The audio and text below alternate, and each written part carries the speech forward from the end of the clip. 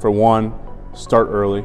So even if you don't know whether you're transitioning, but you're like, maybe I might, then you should be on it. Like, pretend that you are, right? Because my old CEO at VetBizTV, he would tell me, hey, it's better to have 2 options than 1, right? So give yourself 2 options, prep yourself to be able to transition, and if you ultimately decide, no, I want to stay in, well, now you got 2 options rather than getting yourself to the point to where it's your EAS and maybe you have an extension, maybe you don't, but like you're either staying in or you're getting out. There's no, like, you didn't give yourself any options if you waited to the last minute, right? Yeah. So give yourself a couple options. Everything in life is better when you have options. Absolutely. And so that's the first thing, start early.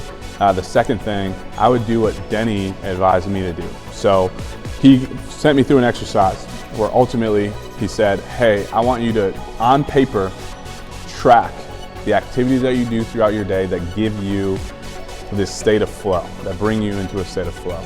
And flow is just, you can look up the definition, I don't know off the top of my head, but essentially it's just this state of being to where you kind of get lost into the activity that you do. So you'll hear like athletes like Kobe Bryant who talks about there's certain games where like he goes off and he scores like 50 points to where he is like a blink of an eye and he taps in and he's like, whoa. You know, he was in a state of flow. It's really where the activity or the challenge meets a level of skill set. That's like the intersection that brings people into this state of flow. So he tells me to track my activities that I'm doing within my day job, so people can do it while they're still in the military. Track the activities that you're doing that bring you into the state of flow and actually document them. Actually write it down. I know it seems obnoxious, it seems strenuous, it's hard to be mindful, but like, do your best. It doesn't have to be perfect, but like do your best to try and track all these things. Write it down, right? And then after a month of doing this, right, every single day, go back to the drawing board. When was I like in a state of flow today? And if there's nothing, there's nothing. But then you might start to see, oh, I was in a state of flow when I was, I don't know, like maybe I was mopping the floor or something and brought me to the state of flow. Or when I was, you know, putting together this roster for this upcoming event, or like whatever it was, like something brought you into a state of flow to where time seemed to pass like that and you didn't even realize, right?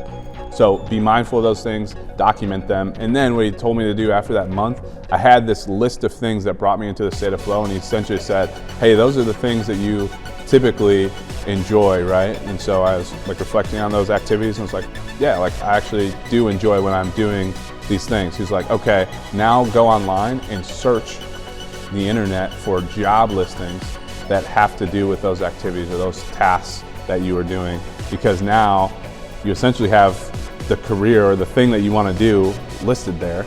Yeah, you just have to find a job. And like, it was extremely clunky, right? I was like, okay, I don't know what to, for me, it was like data and spreadsheet work that I was doing at the logistics job. That's what got me into a state of flow. And I was like, what do I search? Data spreadsheet guy on Google? Like, I didn't know what to search. So it was super clunky, but I started like digging into it and like reading a bunch of job posts, a bunch of job descriptions. And eventually I started narrowing on, oh, okay, like there's like this data analyst guy. Maybe that's interesting. So I'd read more about like that career. Oh, there's this investment analyst. What is this? So I'm like reading into this. And like the more I was dialing things in, the more I realized, okay, there's this real estate, because I really like real estate. There's this real estate analyst thing. What is that? So digging into it, and I realized that there's a lot of overlap in the things that they were doing that I enjoyed doing. It's like, there's something here, right? So again, he helped me identify something in the real estate space, happened to be real estate acquisitions analyst, that really intrigued me, that made me make the career pivot that I did. Awesome. So I would advise everyone to go through that exercise, right? To actually take note of those times where you tap into flow state, and then try to figure out, based on those activities, what's a type of any career, right, that has a job description that fits some of those things. If you find a job description that fits all of those things, then great. Like, you are gonna love your job so much. But even if you find a job that has 2 or 3 of those things, right, you're probably on the right track. And where you end up doesn't have to be where you live forever, right?